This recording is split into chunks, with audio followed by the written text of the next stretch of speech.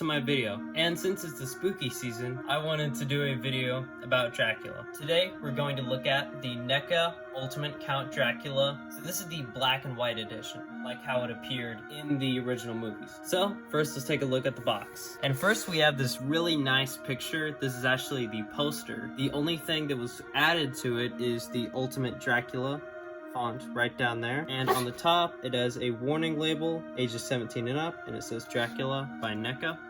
On the side we get a picture of the figure inside and a little thing that says Universal Monsters NECA Real Toys Dracula. On the back we get more pictures and it says Dracula. It says it includes removable cape, top hat, bat, flight stand, cane, interchangeable heads and hands. And on the side profile we get this really dapper looking Dracula with his top hat, and on the bottom we get the Lugosi font right there and just a bunch of information about the people who made it. And if we open it up, on the inside it has the figure inside and it has a picture of Dracula. So let's get this guy out of the box and look at the figure.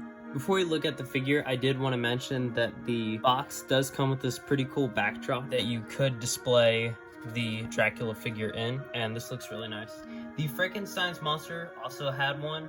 I just forgot to show it in the video. But this is honestly really neat, and if I had just one area to display him in, like a big area, then I would totally display him with this. Here's the figure out of the box, and here's everything that he comes with. First up, he comes with a more smiley head. Sadly, there is a black speck on his nose. And the next thing he comes with is a more angry expression. Then he comes with very Lugosi-like open palm hands. One of them has the ring on it, which will not focus. And then it comes with more open palm hands. It comes with a lot of open palm hands, which is okay because I don't usually see him hold much other than, you know, a cane.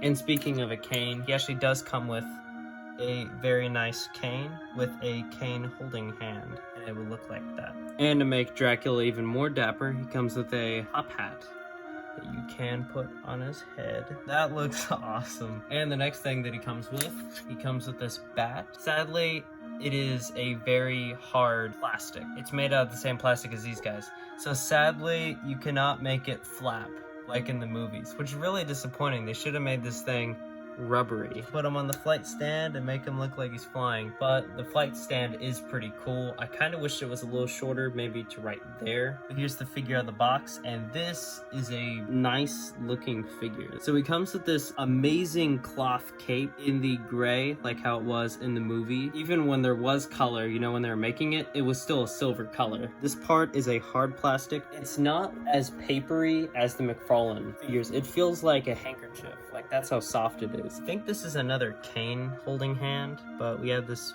kind of pointy hand. But if you can see right there on the joint, for some reason the joint is a different color, so it looks a little odd. I kind of wish it was more of the more famous Dracula look. Sadly, they released that one only in color, so I just noticed these are actually gloved hands, which is really nice. But sadly, this one has a giant black speck on it. Actually, it looks like they were trying to paint this, but somehow painted it on there. That black splotch, I am just never going to get rid of.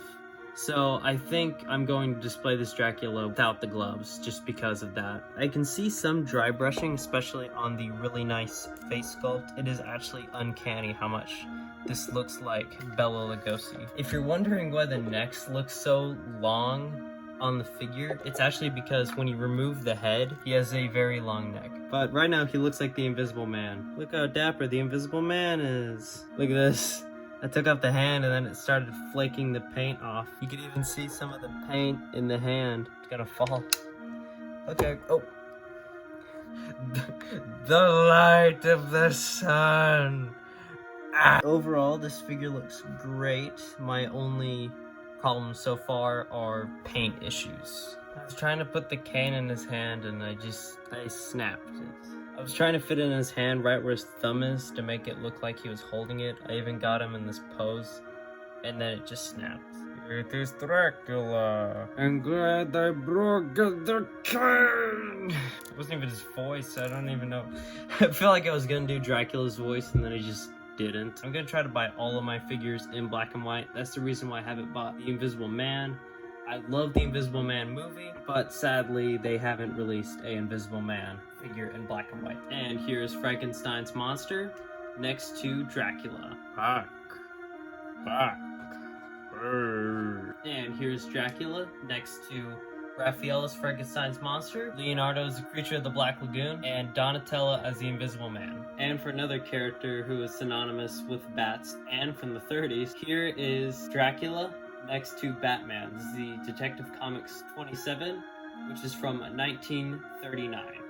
And Dracula is from 1931. So, my overall thoughts on the figure, this is pretty solid. The only problems, other than that I accidentally broke the cane, is, the paint splotch on the hand, and I feel like some other areas there is some paint.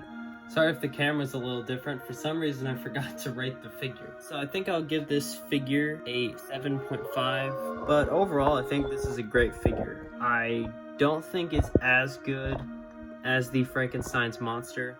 I think that this figure just is one of my favorite figures. So, thank you all for watching. And remember, steak is bad for vampires' hearts. Yeah, that was stupid. That was all I can